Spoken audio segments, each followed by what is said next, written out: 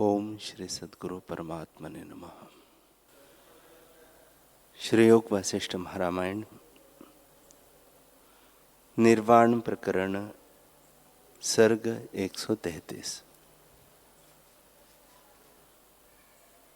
भूषुंडी जी बोले, हे विद्याधर, यह ज्ञान जैसे उत्पन्न होता है सो तुम सुनो।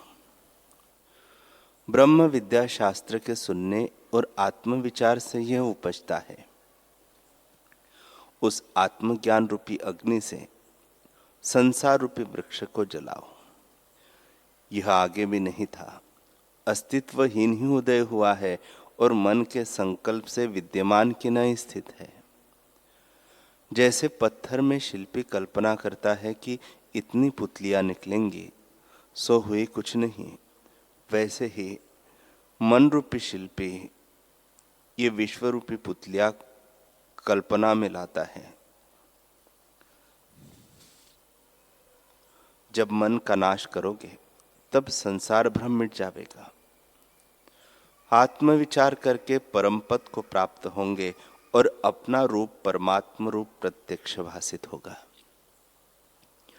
ऐसे अहंता को त्याग कर अपने स्वरूप में स्थित हो।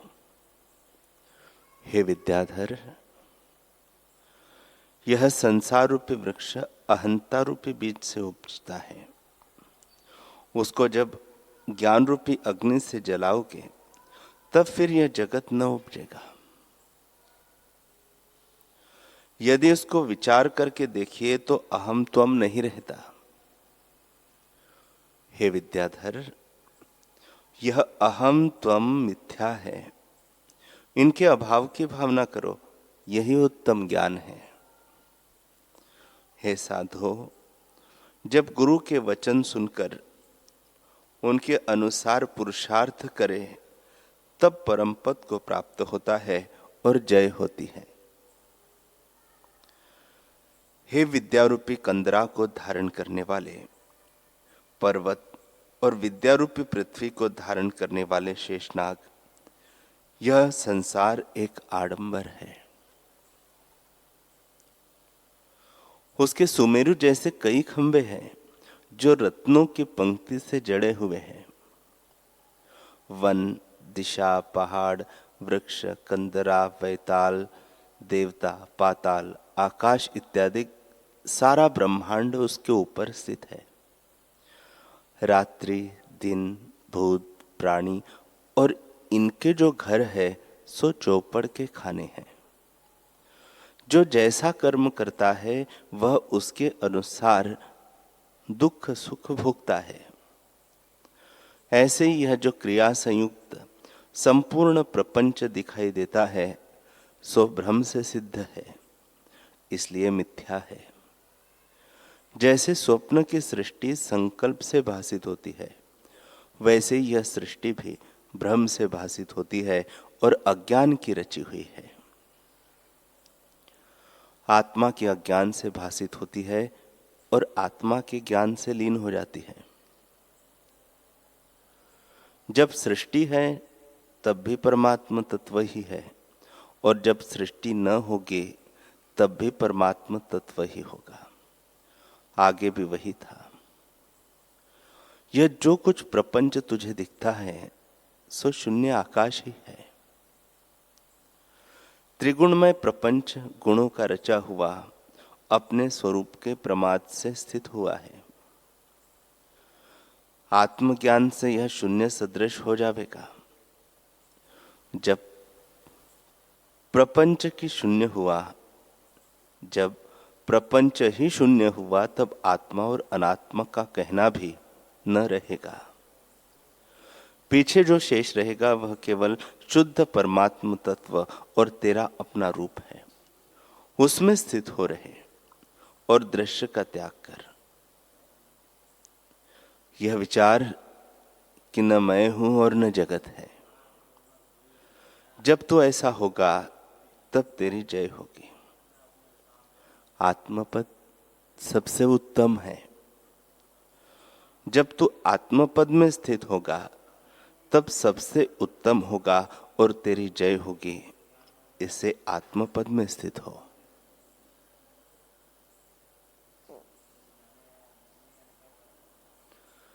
भुषुंडी जी बोले, हे विद्याधर, यह प्रपंच भी आत्मा का चमत्कार है। आत्मा शुद्ध चैतन्य है, जिसमें जड़ और चेतन स्थित है। वह सबका अधिष्ठान है। वह सत्ता मात्र तेरा अपना रूप है। वह अहम त्वम शब्द अर्थ से रहित आत्म तत्व मात्र है, पर सत्य स्वरूप होकर असत्य की भांति स्थित है। हे विद्याधर, तू इस जड़ और चेतन से अबोध हो रहे। जब तू अबोध होगा तब शांत और चितघन होगा। ये जो जड़ और चेतन है, इन दोनों का परमार्थ चैतन्य के ऊपर आवरण है। यद्यपि वह दृश्य है तो भी इनके भीतर ही रहता है। जैसे समुद्र के भीतर बड़वाग्नि रहती है, इन जड़ चेतन रूपों का कारण रूप वही है। इनकी उत्पत्ति भी उसी से होती है और नाश भी वही करता है। हे विद्याधर, जब ऐसे जाना कि मैं चेतन रूप भी नहीं और जड़ भी नहीं, तो पीछे जो रहेगा वही तेरा स्वरूप है। जब तेरे भीतर इन जड़ और चेतन दोनों का स्पर्श नहीं हुआ, तब सबके भीतर जो चैतन्य है वही ब्रह्म तुमको भासित होगा। विश्व और आत्मा में कुछ अंतर नहीं हुआ। जैसे सूर्य की किरणों का चमत्कार जलाभास होता है, वैसे ही शुद्ध चैतन्य का चमत्कार विश्व होकर दिखता है। हे अंग, जैसे दीवाल पर पुतलियां लिखी होती है, तो वे दीवाल से भिन्न चितेरे ने नहीं लिखी है। वैसे ही शून्य आकाश में चित्तरूपी चितेरे ने विश्वरूपी पुतलियों की कल्पना की है। जैसे सुवर्ण कल्पित भूषण सुवर्ण से भिन्न नहीं, वैसे ही आत्मा में अज्ञान से जीव विश्व देखते हैं, वह आत्मा से भिन्न नहीं। जगत, ब्रह्म, आत्मा, आकाश, देश, काल सब उसी तत्व की संज्ञा है। वही शुद्ध चैतन्य आकाश है जिसका चमत्कार ऐसे स्थित है। उसी तत्व में तू भी स्थित हो रहे। वह जगत ऐसे है जैसे दूर दृष्टि से आकाश में बादल हाथी में सूंड से लगते हैं, हाथी के सूंड से लगते हैं। यह जो अहम त्वम रूप जगत है, सो अबोध से भासित होता है और बोध से लीन हो जाता है। जैसे मरुस्थल में सूर्य की किरणों से जल दिखता है, वैसे ही यह जगत है। इससे इनका त्याग करो। भुषुंडी जी बोले, हे विद्याधर, यह सब स्थावर जंगम जगत आत्मा से उत्पन्न हुआ है और आत्मा ही में स्थित है। आत्मा ही विश्व में स्थित है। जैसे स्वप्न का विश्व स्वप्न देखने वाले में स्थित होता है, आत्मा किसी का कारण नहीं, क्योंकि अद्वैत है। हे अंग, जो तू उस पद के पाने की इच्छा करता है, तो तू ऐसा निश्चय कर कि न मैं हूं और न यह जगत है। जब तू ऐसा जानेगा, तब आत्मपद की प्राप्ति होगी, जो कि देश, काल और वस्तु के परिच्छेद से रहित है। सर्वत्र सब वही परमात्म तत्व है। जगत का कर्ता संकल्प ही है, क्योंकि संकल्प से जगत उत्पन्न होता है। जैसे पवन से अग्नि उत्पन्न होती है और पवन ही से दीपक का निर्वाण होता है, वैसे ही जब संकल्प बहिर्मुख फुरता है, तब संसार उदय होकर भासित होता है। और जब संकल्प अंतर्मुख होता है तब आत्मपद प्राप्त होता है। सब प्रपंच उसी में लय हो जाता है। इस प्रकार संसार की नाना प्रकार की संज्ञाएं फुरने से ही होती है, स्वरूप में कुछ नहीं है। न सत्य है न असत्य है, न स्वतः है न अन्य से है। यह सब कल्पना मात्र है। सत असत और स्वप्न अन्य का जब अभाव हुआ तब वहां अहम तुम कहां मिलेंगे? वह है ही नहीं। बालक के यक्षवत ब्रह्मात्र है। हे साधो, जहां अहम तुम नष्ट हो गए वहां जो सत्ता बची वही परम पद है। जहां जगत का भ्रम है वहां वह विचार से लीन हो जाता है। वास्तव में पूछो तो ब्रह्म और जगत में कुछ भेद नहीं।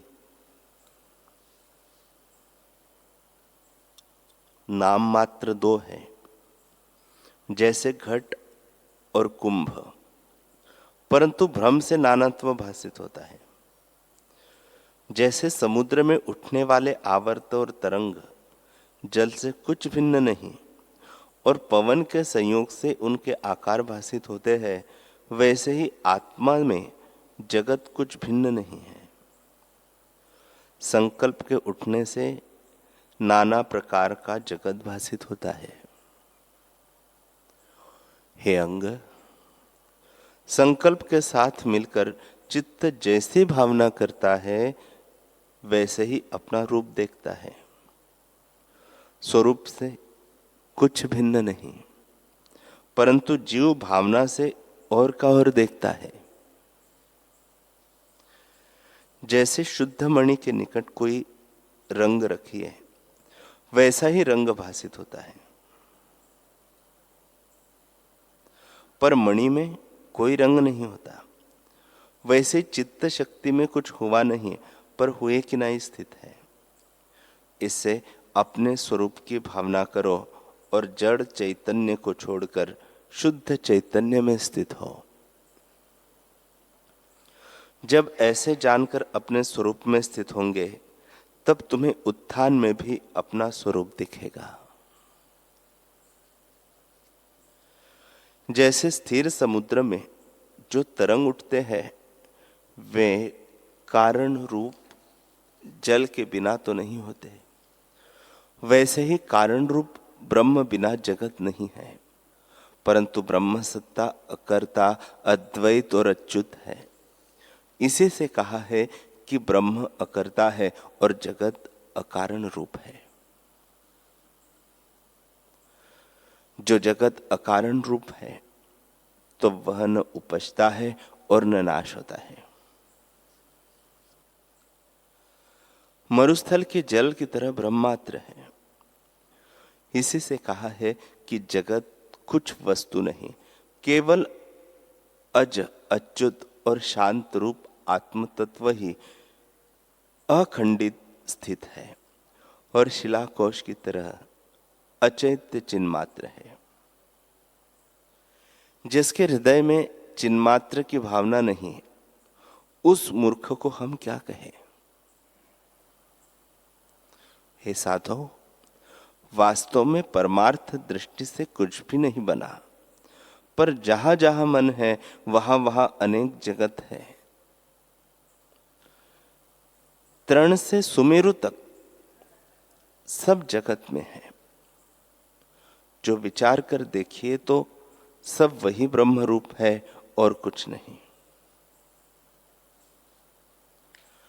जैसे सुवर्ण को जान लेने से भूषण भी सुवर्ण भासित होता है, वैसे ही केवल सत्ता समान पद एक अद्वैत है, भिन्न कुछ नहीं, और भिन्न भिन्न संज्ञाएं भी वही एक रूप है।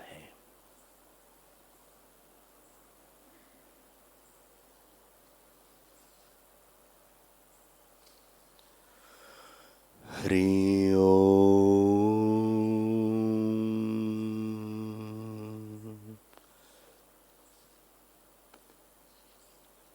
हरि ओम।